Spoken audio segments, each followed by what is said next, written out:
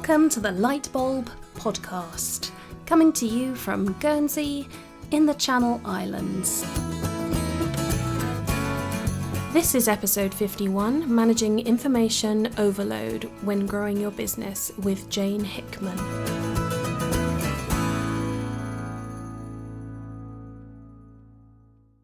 Hello, it's Martine here, and welcome to episode 51 of the Lightbulb Podcast. I'm really chuffed to be accompanied in today's episode by Jane Hickman. Rather than tell you all about her, I am going to get her to tell you about herself. So Jane, welcome to the show. Hi Martine, thanks for inviting me on your podcast. I'm very honoured to be here. My name is Jane and I'm the owner of a business called Gardening Witch Designs. I make and sell handmade items for the yarn enthusiast, including project bags, stitch markers and shawl pins. I live in a very small village in rural Bedfordshire in the UK with my hubby, my dog, 2 hens and a large garden. Lovely. And I should point out one of the reasons that we have come into contact with each other is because I indeed am a yarn enthusiast. So I'm probably your ideal customer in some respects. Absolutely. I always have you in mind when I'm making. So as to my background, I trained as a biochemist back in the day and worked in the labs for a few years and then moved into IT as an analyst programmer, then a business analyst. But throughout all that time spent in the sort of techie scientific environment, I'd turned to crafting as my way of unwinding. And I just love making things. And I think my mum gave me the maker's habit. She taught me to sew and knit when I was little. And she was also a great gardener and instilled in me a lifelong love of gardening, although I think her flower arranging gene passed me by somewhat. And then when I left paid employment some years ago, I took up knitting again with a vengeance, and that led to spinning and crochet and weaving. And obviously I needed project bags to put my stuff in and stitch markers and shawl pins, but there's a limit to the number that you can use, really. So I've been toying with the idea of selling stuff for a while, maybe at a local craft fair or online. And then along came Festival in Hitchin in 2014, which was a fibre festival organised by a member of one of my knitting groups that I go to.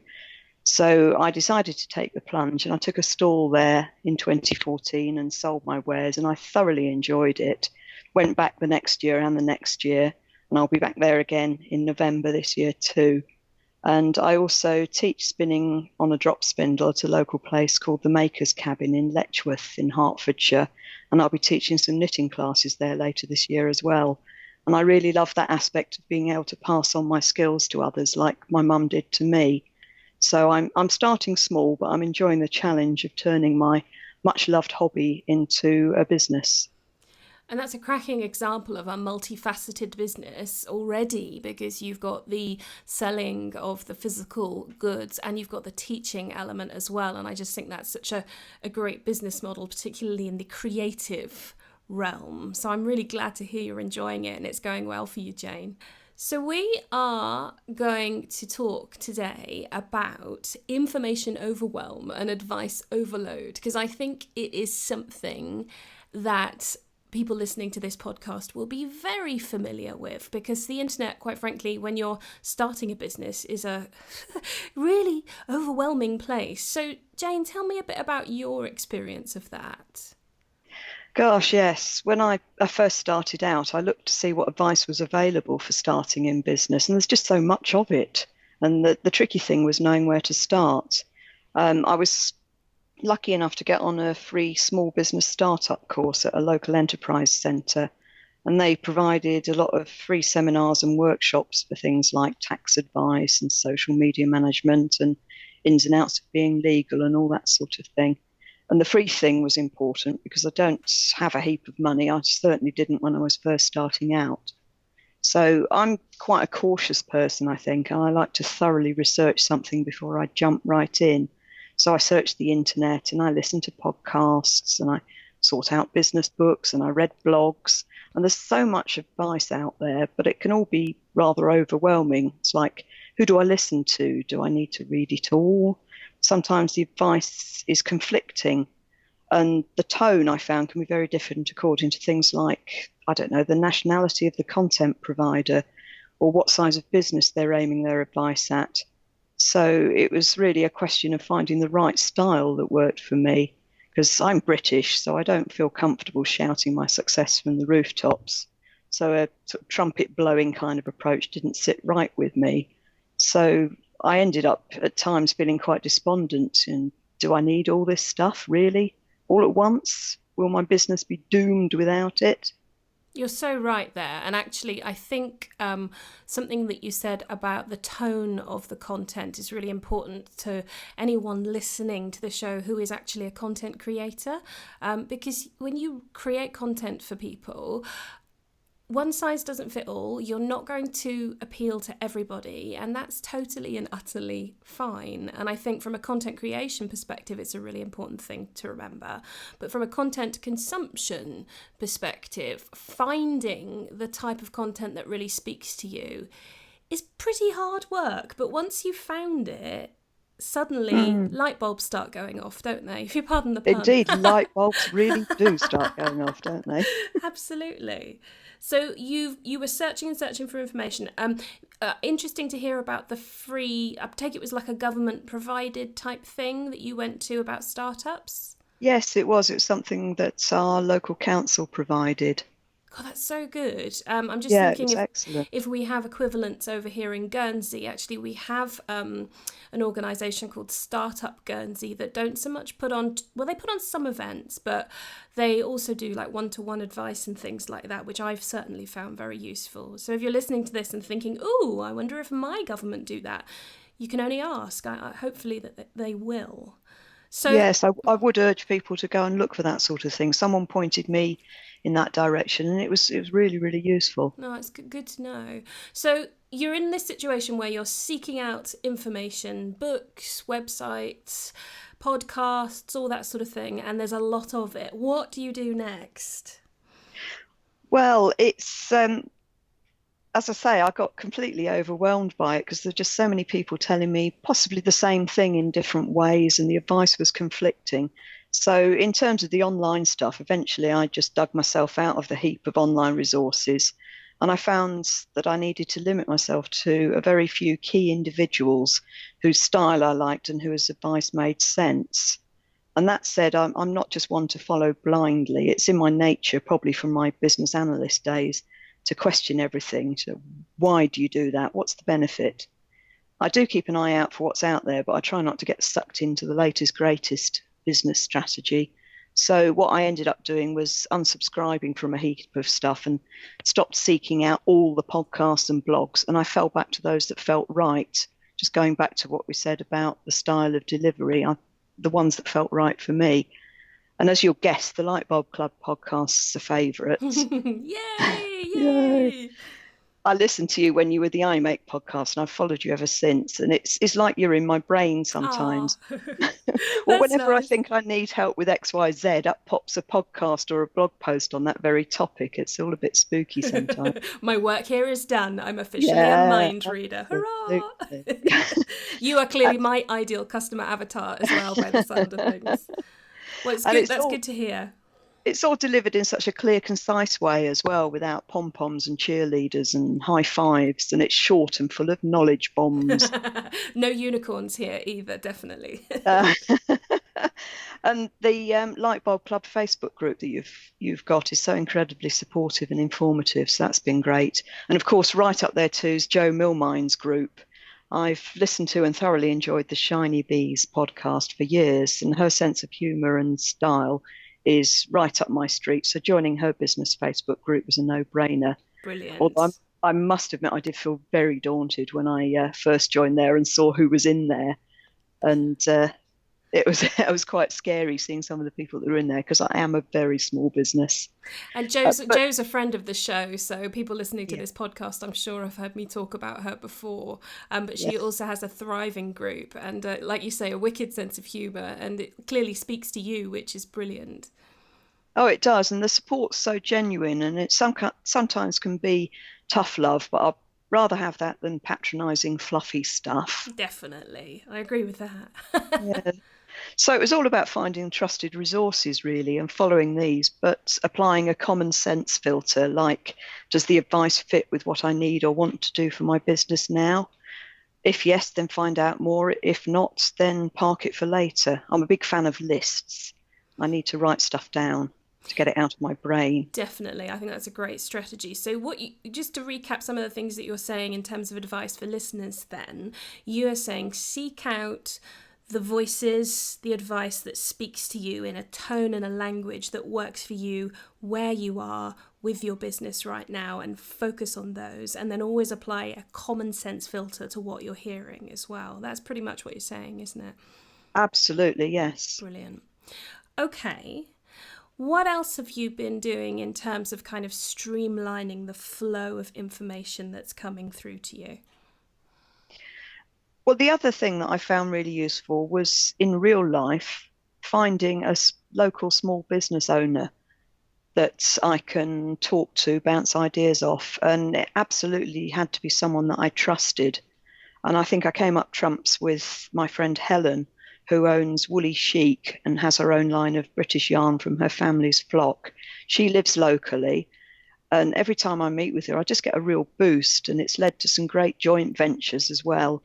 For example, I made fabric bag linings for one of her crochet kits, and I've designed patterns to support her yarn line.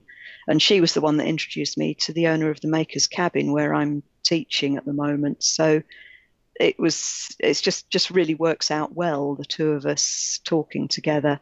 And I've also got a wonderful accountability partner, which I know you've talked about a lot. Yes. And we meet up via Skype and talk through issues with our respective businesses and celebrate and congratulate each other over successes. So that's great. I think above all, my main strategy, like you say, was to find a small number of trusted resources to question what I'm hearing and always ask how this latest new thing fits with the aim of my business and the pace at which I can realistically grow. So it's good to step back every now and then and ask, is this what I want to be doing? Is it sustainable for me and those around me? That's an amazing knowledge bomb just there, quite frankly. Going back to your accountability buddies, so you just to clarify, you've got one that you meet face to face in real life, I like to call it, and you've got one that you speak to on Skype. Is that right? So you've got two. That's right. Yes. Excellent. Yes. I can't emphasize enough the value of surrounding yourself with just a couple of really great accountability partners. One or two, it's a brilliant strategy. And I have written a blog post, maybe it was a podcast episode, I can't recall, but I've definitely talked about accountability partners before. And I'll make sure there's a link in the show notes so you can check out those links as well as links to everything else we're talking about. And you'll find those at martineellis.com/51. So yeah, I second that recommendation of accountability. I think it's essential. Okay. It also gives me support when I'm feeling a little bit overwhelmed, because sometimes I find I compare myself to other people in a similar area to me, and I never come off well in my own mind. And it's just so difficult because I compare myself to people that are probably not in the same stage of their business, or they don't have the same aim for their business. I'm sure there's a motivational quote somewhere, which I would probably hate to utter, about comparing your start to someone else's middle type thing there. But I think what you're talking about is very natural, and I think we all do it. And because there are so many people fighting for attention online, you can't help but have your competitors' stuff in your face. So I think that's easy to do, and I'm sure everyone listening has done it at some point, compared themselves to someone else. Yeah, well, my business is small. It's just me, and the financial gain is not make or break in terms of keeping a roof over my head or food on the table, but it has to be sustainable for me and those around me. So I've still got a lot of other things in my life that I want to do. So finding that balance is tricky. Yeah, I think it is. And I think something that if you are running a small business, that's a really fantastic, amazing thing. And just because it's a small business doesn't mean you have to grow it to be an enormous business tomorrow. You're right. It has to fit into where you are with your life and your interests and your other commitments. And why don't we just take a moment to celebrate the fact that that's an amazing thing? I think there are a lot of people online saying how to take a small business to a massive business in 3 easy steps, how to get 10 million subscribers to your email list in about 35 minutes. For starters, that's all nonsense. I just think, whoa, reality check myself. Is this, like you were saying earlier, does this suit where I am in my business now? No, it doesn't. Yeah, sometimes it's hard to do that. I mean, I still take my business very seriously, and I want other people to take it seriously too, because there are some people that knew me before I started out as Gardening Witch Designs, and they think I'm just doing this for fun and it's not a proper business. But I want to run it to the best of my ability and being as professional as I can. And I'm proud of what I do and the products I make, but I'm determined that it shouldn't become a source of unsustainable stress as well, because I gave up paid employment when my mental health was suffering badly. So I don't want that to transfer into my own business as well. Oh, that's so true. And I guess there's also a danger, and I'd be interested in your take on this, in terms of taking something which you are passionate about as a creative outlet, so knitting related, yarn related stuff, and then making that into a business. Is there a danger that might kind of suck the joy out of the creative stuff? That wasn't very eloquently asked, but do you know what I mean? I know exactly what you mean. And yes, sometimes I think, oh, I've got to sew this thing, or I've got to make that thing. And it's not really sucked the joy out of it yet. But what I have to be careful about is that the balance between doing the fun stuff and the making, which is what I set my business up for in the first place, doesn't get overwhelmed by all the behind the scenes stuff, because it's not all just about sitting at the sewing machine and having fun. There's all the social media, the marketing, the accounting, the tax returns, the keeping it legal. And sometimes I find that the balance is slipping a little bit too far to there and away from the making stuff. So that's when the reality check comes back in again. Is this what I want to do?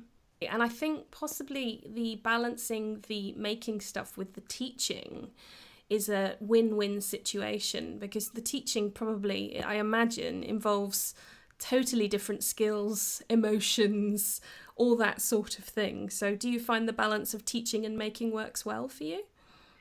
It does, actually, and it's always something I've wanted to do, is to pass on skills to others. And I'm not an extrovert, I'm an introvert, so it frightens the life out of me when I have to deliver a class, but I really enjoy it.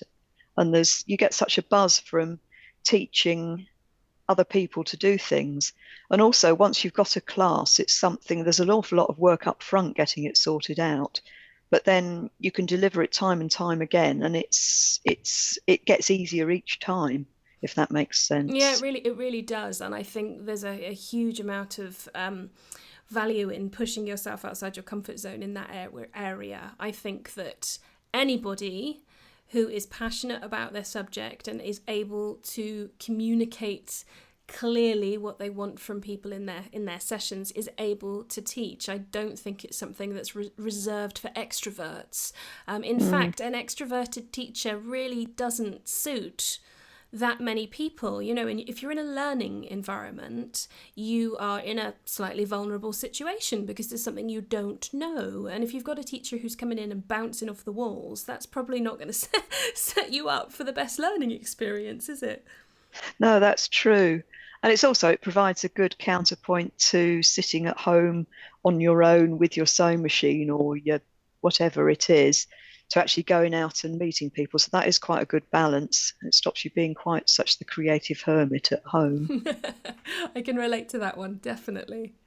Jane, it means you actually have to get dressed sometimes. Oh, as well, tell me about it. Working from home is a very confusing thing sometimes. What's nightwear, what's daywear, who knows? Excellent. There's some really valuable stuff in there, Jane. Is there anything that we haven't talked about in terms... I'm conscious we kind of drifted into teaching, but it's such a relevant and important subject to me personally as well, that it's great to get that out there. What else do we need to talk about in terms of managing advice overload and information overwhelm? No, I think the key things we covered about a small number of trusted resources, question what you what you hear and match it up against what your aims and goals are. Fantastic. I think that's a great takeaway for listeners. So, Jane, where can we find you online? Okay, well, I'm on Instagram, Facebook, Pinterest, and Twitter, although I must admit I very rarely use Twitter. It's mostly to complain about things, really. The best place is to get all the links in one place is to go and look at my website, which is www.gardeningwitch-designs.co.uk. But I believe you'll put that in the show notes. I will, and you can find the show notes at martineellis.com/51. Also, there's a sign-up form for my email newsletter if you want to find out more and receive updates about what's going on at Gardening Witch Designs HQ. Jane, it's been an absolute pleasure talking to you today. Thank you very much for coming on the show. I hope it hasn't been too traumatic for you. No, actually, I've thoroughly enjoyed it. I was very nervous to start with, and thank you so much for having me on the podcast. You're very welcome.